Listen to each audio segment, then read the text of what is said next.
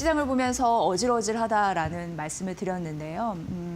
온라인상에서 투자자들의 반응을 보면은 뭐 도파민 분비된다 이런 말씀도 나오고 이 도박장도 하루아침에 이런 모습은 아닙니다라는 말씀도 하시는 것 같고 그만큼 어제와 최근의 일련의 흐름들 그리고 오늘 시장의 분위기가 확 달라진 것을 실감하시면서 여러 가지 인상적인 발언들을 하는 모습 좀 마주할 수가 있었습니다. 일단 뉴욕 증시가 긍정적이었습니다. 왜냐하면 여러분 아시다시피 미국과 이란에 대한 전쟁, 그런 장기화가 일정 부분 좀 완화되지 않을까라는 기대감이 일정 부분 받쳐줬고 이 반도체 시간이 또 다시 오는 흐름들이 있었거든요. 이를 보면서 투자자들은 지정학적인 리스크, 불안정성보다 이제는 경제 펀더멘털에 조금 더 시선을 집중하고 있는 투자에 집중하고 있는 그런 모습을 보여줘서 시장의 색깔이 완연하게 달라지지 않았나라는 생각을 하게 됩니다. 그리고 시간의 거래에서 브로드컴의 역할도 굉장히 중요했거든요. 뭐 변동성은 있었습니다만 결국엔 5% 상승하는 흐름들 나타내주고 있습니다. 반도체의 시간이다 이런 말씀을 드렸는데요. 일단 브로드컴이 실적을 발표했습니다. 괜찮았습니다.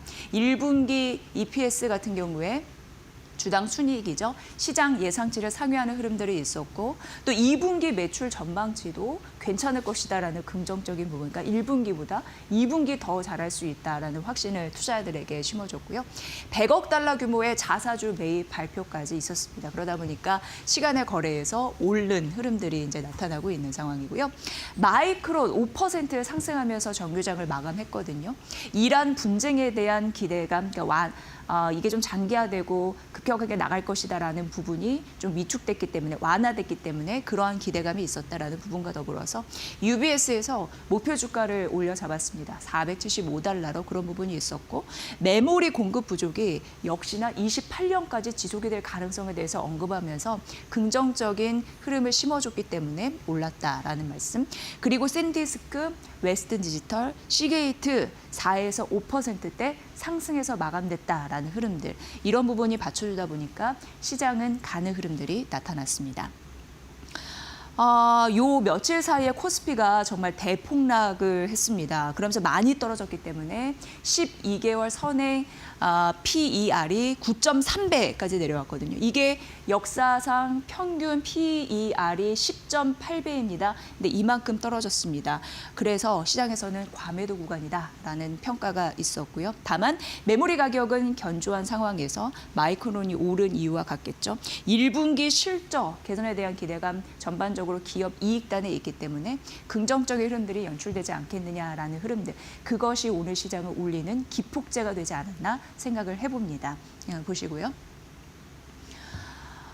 다만 아직 끝날 때까지는 끝난 것이 아닙니다. 중동 리스크 우리가 좀 신경 써야 될 부분이 있습니다. 호르무즈 해협 같은 경우 물리적으로 봉쇄 해제 조치가 아직 나온 것은 아니고 유가 같은 경우에도 변동성이 있을 수 있음을 주시하셔야 됩니다. 오늘로 투자를 하는 게 아니기 때문에 마감하는 것이 아니기 때문에 변동성이 있을 수 있음을 항상 명심하면서 보셔야 되는데요.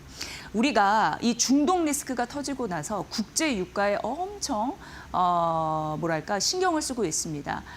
목숨줄이 달렸다. 이게 투자에 이런 얘기까지 나왔었는데 그 이유를 설명을 해드리도록 하겠습니다. LS증권의 아이디어를 좀 얻어봤고요. 미국 시장을 봐서도 그렇고 중장기적으로 수익률을 결정하는 요인이 있는데 중동에서 폭탄이 터지건 총성이 울리건 그런 부분보다 사실상 투자의 입장에서 더 중요한 거는 원유 공급망 훼손 리스크다 이렇게 언급을 했습니다.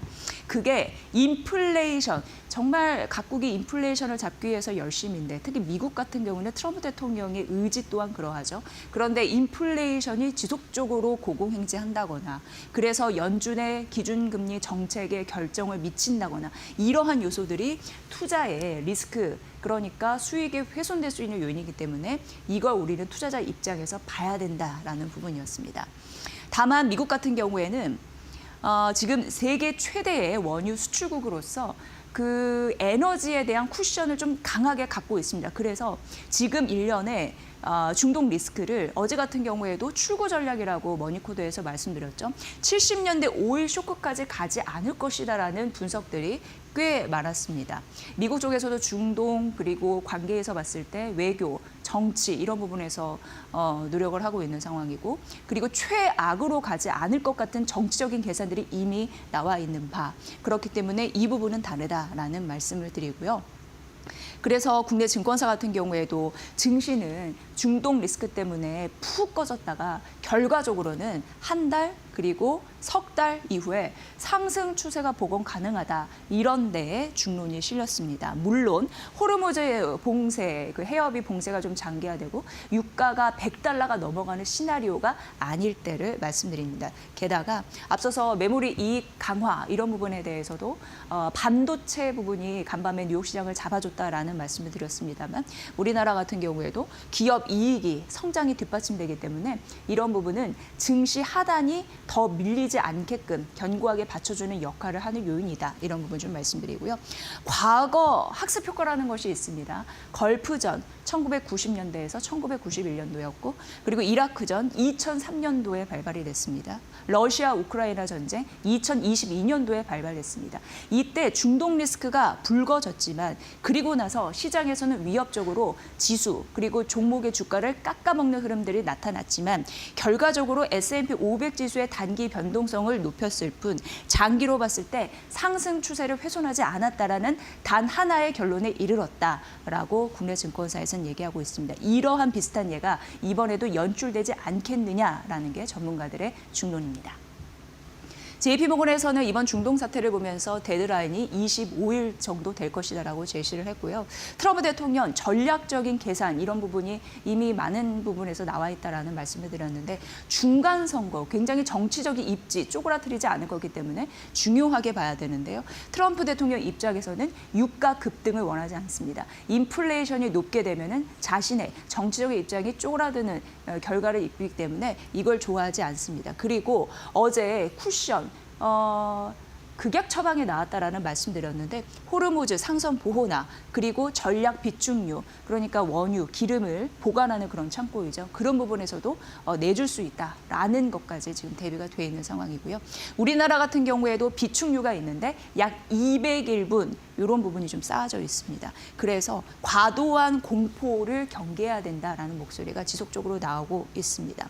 어쨌든 우리가 유가에 목매는 이유가 이런 부분 리스크를 확장시키지 않기 위해서고 이런 전략적인 셈법 지속적으로 말씀드리겠습니다. 그래서 결국 일련의 시장의 흐름들은 일단 중독 리스크가 터졌을 때는 막연한 공포 때문에 어제 같은 경우에도 매도 사이드카 이후에 서킷 브레이커까지 나오면서 정말 대충격을 받으신 분들 많으신데요. 그러나 시간이 점차 가면서 측정 가능한 공포로 바뀔 가능성, 그러니까 리스크, 위험으로 바뀔 가능성이 굉장히 있다라는 거고요. 시장은 이 흐름, 어제 출구 전략에 대해서 세 가지 신호에 대해서 머니코드에서 말씀드렸는데 빠르게 이런 부분이 확인이 되면은 시장은 이성적으로 판단을 금방 할 거고 밸류에이션, 지금 많이 낮아진 밸류에이션 같은 경우에도 회복이 될 가능성이 높다라고 종결지었습니다.